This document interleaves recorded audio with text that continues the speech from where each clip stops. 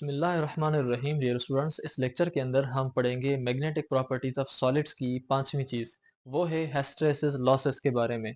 अब ये जो हिस्टैरिसीस लॉसेस हैं ये क्या हैं, कैसे अक्कर होती हैं, इनके ऊपर कौन कौन से फैक्टर्स डिपेंड करते हैं, और हिस्टैरिसीस लॉसेस खुद किन फैक्टर्स पर डिपेंड करती है, या फिर हिस्टैरिसीस लॉसेस कहाँ कहाँ पर पाई जाती है या इसको ख़त्म कैसे किया जा सके, ये सब चीज़ें इस शॉर्ट वीडियो के अंदर समझने वाले हैं।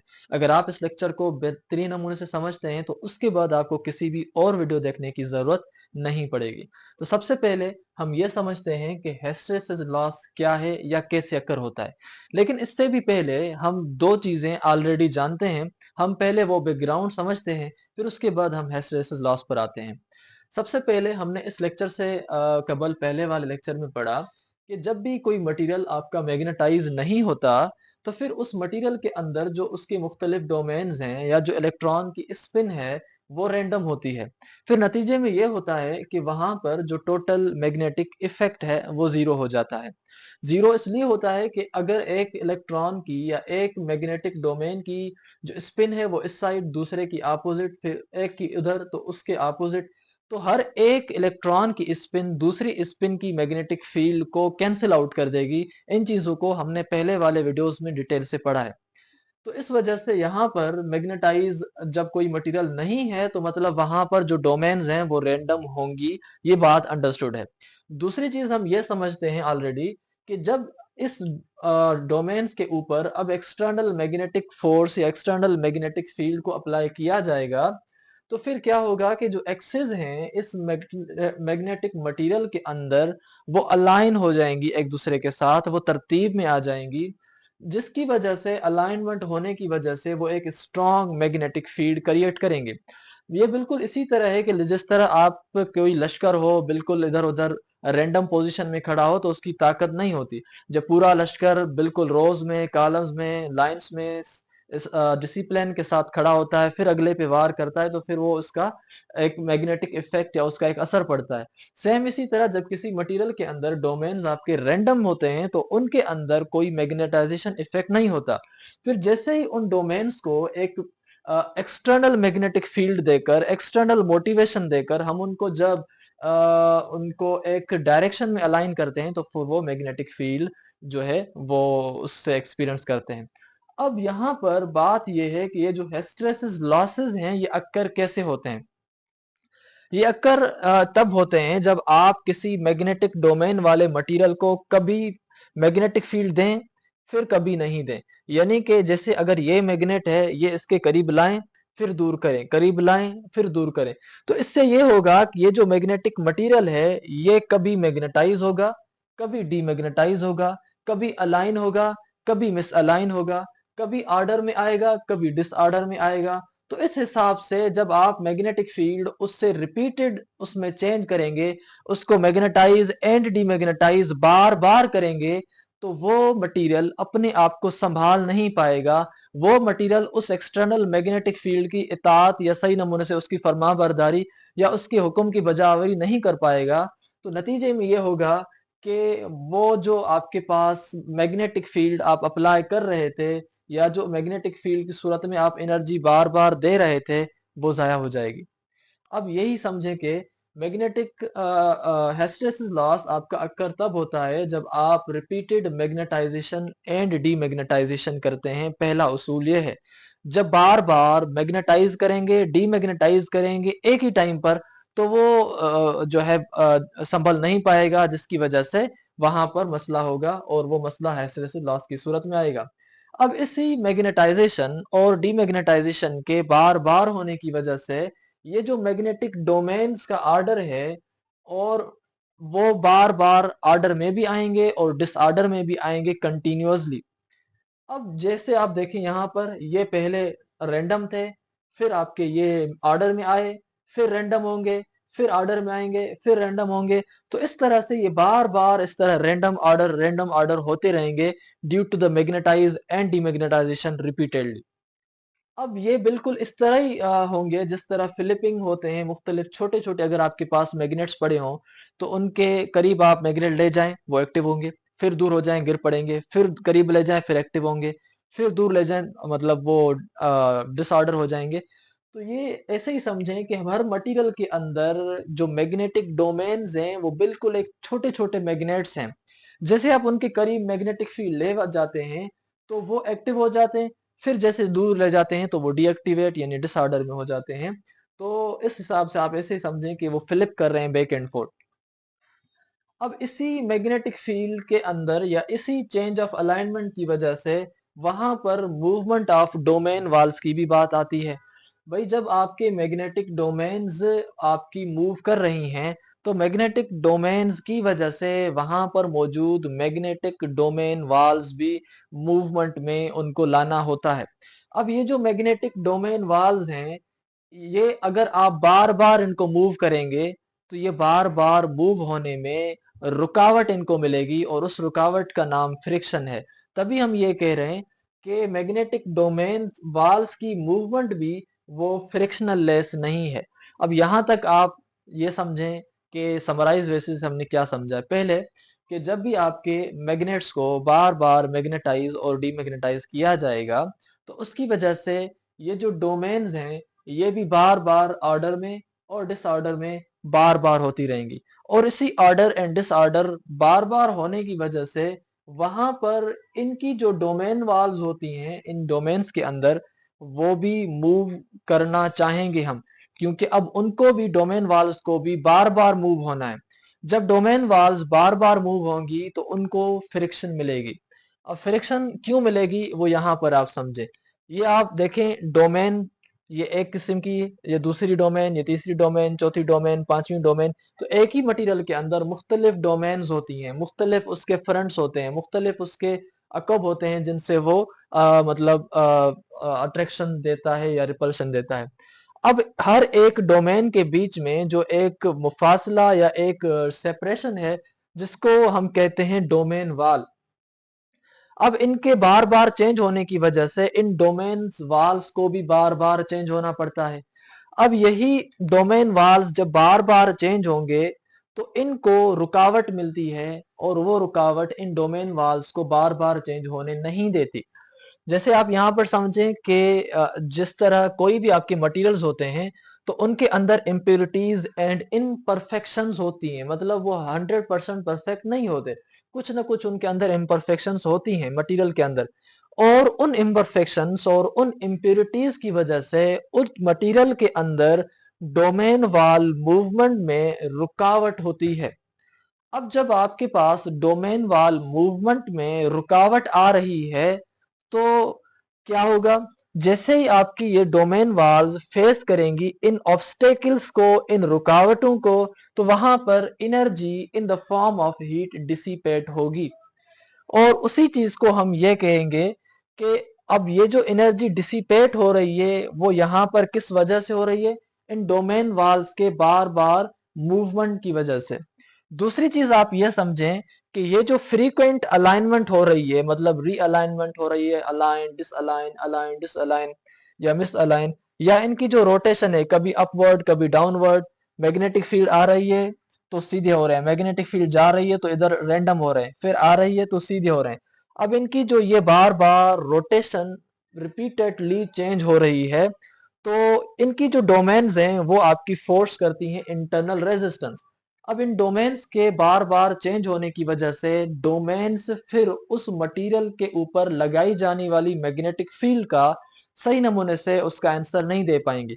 अब इसका मिसाल ऐसे ही है कि जिस तरह कोई क्लास टीचर क्लास के अंदर स्टूडेंट्स को कहे कि sit down stand up sit down stand up, जब वो बार बार कहता है तो एक वक्त के बाद स्टूडेंट्स उस टीचर की लैंग्वेज के साथ मैच नहीं हो पाते। वो कुछ स्टूडेंट्स उठ उठ लेते हैं और कुछ जो हैं वो बैठ जाते हैं। तो मतलब जिस इससे ये होता है कि एक रुकावट आ जाती है बार बार स्टैंड अप और सिट डाउन की वजह से। सेम इसी तरह अगर कोई लाइन में स्टूडेंट्स खड़े हों और फिर आप उनको कहें कि भाई लाइन में आ जाएं, फिर आप उनको कहें कि लाइन तोड़ दें, फिर आप उनको कहें कि लाइन में आ जाएं, जिसकी वजह से बार बार ऐसे करने से वो आपकी जो ये एनर्जी है जिससे ये आप कह रहे हैं कि लाइन में आ जाएं, फिर आप उनको कहें कि दूर दूर हो जाएं, आपकी एनर्जी जाया होगी लेकिन वो आगे वाले नहीं संभलेंगे। बिल्कुल इसी तरह आप यहाँ पर मैग्नेटिक फील्ड तो बार बार लगा रहे हैं, और मैग्नेटिक फील्ड बार बार इसलिए लगा रहे हैं ताकि ऑर्डर करना चाहूं तो ऑर्डर में आ जाएं, डिसऑर्डर करना चाहूं तो डिसऑर्डर में आ जाएं। मगर उस मैग्नेटिक फील्ड का कहना ये डोमेन्स जो है वो सही नमूने से नहीं मान पाएंगे, जिसकी वजह से अप्लाइड मैग्नेटिक फील्ड की जो एनर्जी होगी वो जाया होगी। अब यही चीज हम यहाँ पर कह रहे हैं कि ये जो रोटेशन डोमेन्स की है, ये रोटेशन भी इंटरनल इसको एक रेजिस्टेंस मिलती है, due to which energy is lost in form of heat. अब दो चीजें आपने पढ़ी कि डोमेन्स बार बार अपना जब डायरेक्शन चेंज कर रही है तो उसकी वजह से भी एनर्जी जाया हो रही है, और डोमेन्स की वजह से जो डोमेन वाल्स अपना बार बार मूवमेंट कर रही है तो उसकी वजह से भी एनर्जी जाया हो रही है। और उसी जाया शुदा एनर्जी का यहाँ पर जो नाम है वो है hysteresis loss. In this way हमने यहाँ पर कहा कि energy is lost throughout the magnetization and demagnetization process. So this type of loss of energy is known as hysteresis loss. इस किस्म की जो हमारे पास एनर्जी का जाया होना है, इसका नाम हिस्टैरिसीस लॉस दिया जाता है। अब यहाँ तक आपने आई होप कि जो चीज हिस्टैरिसीस लॉस से रिलेटेड थी वो आपने पढ़ दी, कि जो हिस्टैरिसीस लॉस अगर किसी भी मटेरियल के अंदर होता है तो कैसे। अब यहाँ पर आप देखें एग्जांपल ट्रांसफार्मर का आप लें। ट्रांसफार्मर के अंदर जो करंट आता है वो करंट एसी का आता है, यानी कि अल्टरनेटिंग करंट होता है। अब अल्टरनेटिंग करंट क्या होता है, यानी कि चेंजिंग करंट। चेंजिंग करंट बिल्कुल इस तरह से होता है कि कभी अप डाउन, अप कभी डाउन, यानी कि पॉजिटिव हाई वैल्यू और यहाँ पर जीरो वैल्यू और यहाँ पर नेगेटिव वैल्यू। तो हाई वैल्यू गया तो मतलब कि मैग्नेटाइज हुआ, जीरो वैल्यू हुआ मतलब मैग्नेटाइजेशन जीरो, फिर आपके पास नेगेटिव वैल्यू है मतलब फिर मैग्नेटाइज। तो मैग्नेटाइज, डीमैग्नेटाइज, मैग्नेटाइज, फिर मैग्नेटाइज ऊपर यहां पर पहुंचा तो डीमैग्नेटाइज, यहां पर पहुंचा तो फिर मैग्नेटाइज। अब ऐसी वेव की वजह से भी ये कॉइल के अंदर बार बार मैग्नेटाइजेशन और डीमैग्नेटाइजेशन पैदा होंगी, जिसकी वजह से यहाँ पर जो आपका मटेरियल इस कोर के अंदर लगा होगा, इस कोर के अंदर हिस्टैरिसीस लॉसेस पैदा हो जाती हैं, और वो हिस्टैरिसीस लॉसेस इस कोर को कर देती हैं गर्म, जिसकी वजह से फिर ट्रांसफार्मर जल जाता है या ट्रांसफार्मर की जो लाइफ स्पेन है वो कम हो जाती है। सेम इसी तरह आप ये देखते हैं मोटर्स होती हैं या जो जनरेटर्स होते हैं, उनके अंदर भी ये होता है कि हम उनको एसी करंट देते हैं। अब जब हम उनको एसी करंट देते हैं तो AC current positive, zero, negative, positive, negative, zero. Positive का वैल्यू है मतलब यहाँ पर मैग्नेटाइज हुआ, यहाँ पर जीरो है तो मतलब मैग्नेट डीमैग्नेटाइज हुआ, नेगेटिव वैल्यू है मतलब फिर भी मैग्नेटाइज हुआ। तो मैग्नेटाइज, डीमैग्नेटाइज, फिर मैग्नेटाइज जब होगा तो इस कॉइल के अंदर भी बार बार जब ये चीजें पैदा होंगी तो इस कॉइल के अंदर भी हिस्टैरिसीस लॉसेस आ जाती हैं और ये कॉइल भी गर्म हो सकती है। सेम इसी तरह आपके पास जो मोटर्स होती हैं या जो जनरेटर्स होती हैं उनमें भी होता है।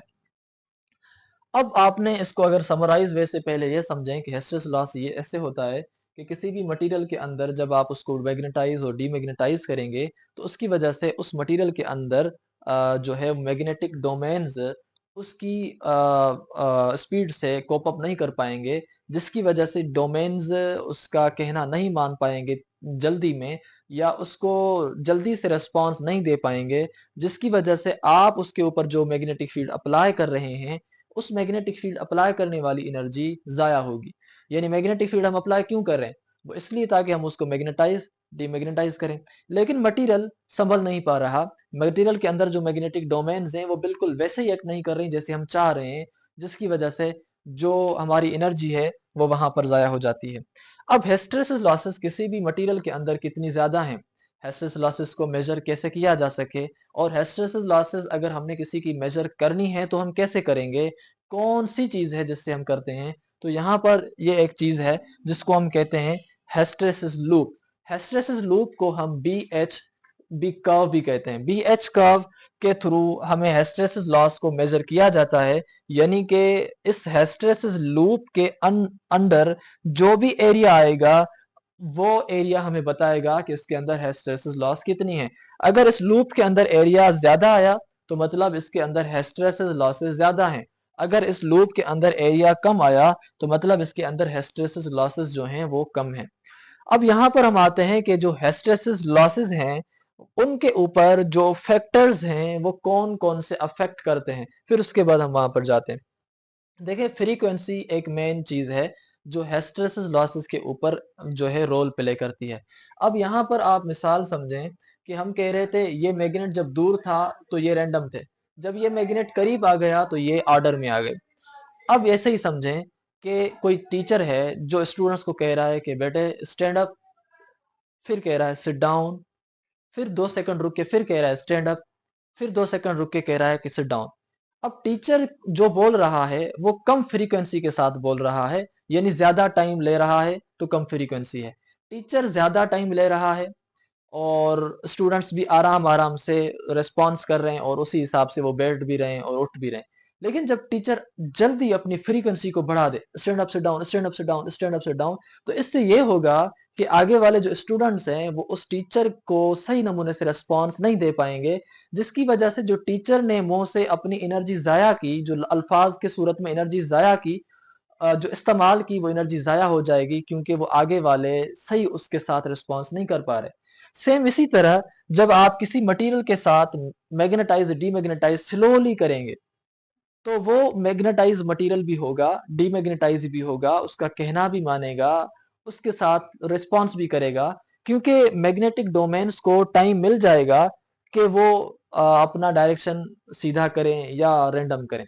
लेकिन जब आपका मैग्नेट इंतहाई फास्ट स्पीड के साथ उसको मैग्नेटाइज डीमैग्नेटाइज करना चाहेगा, तो फिर ये होगा कि ये मटेरियल के अंदर जो अंदर मौजूद छोटी-छोटी डोमेन्स हैं, मौजूद अंदर जो छोटे-छोटे स्टूडेंट्स इसके अंदर बैठे हैं, वो उसके साथ रिस्पॉन्स सही नमूने से नहीं कर पाएंगे। तो ये बात है कि जब आपकी फ्रीक्वेंसी किसी भी अप्लाई करने वाली मैग्नेटिक फील्ड को अप्लाई करने वाली जो चीज है, या जो इंस्ट्रूमेंट मैग्नेटिक फील्ड को अप्लाई कर रहा है या मैग्नेटाइज डीमैग्नेटाइज कर रहा है, उसकी अगर फ्रीक्वेंसी ज्यादा होगी या रीअलाइनमेंट ज्यादा होगी, तो जो आपके पास रेजिस्टेंस है वो वहां पर ज्यादा आ जाएगी। वहां पर जो लॉस है वो फिर ज्यादा हो जाएगा कि स्टूडेंट्स जब संभल नहीं पाएंगे, स्टूडेंट्स को फिर रुकावट होगी, स्टूडेंट्स के अंदर दिमाग में जो प्रोसेसिंग है रेजिस्टेंस होगी उसको कि भाई अब टीचर ने स्टैंड अप कहा या सिट डाउन कहा।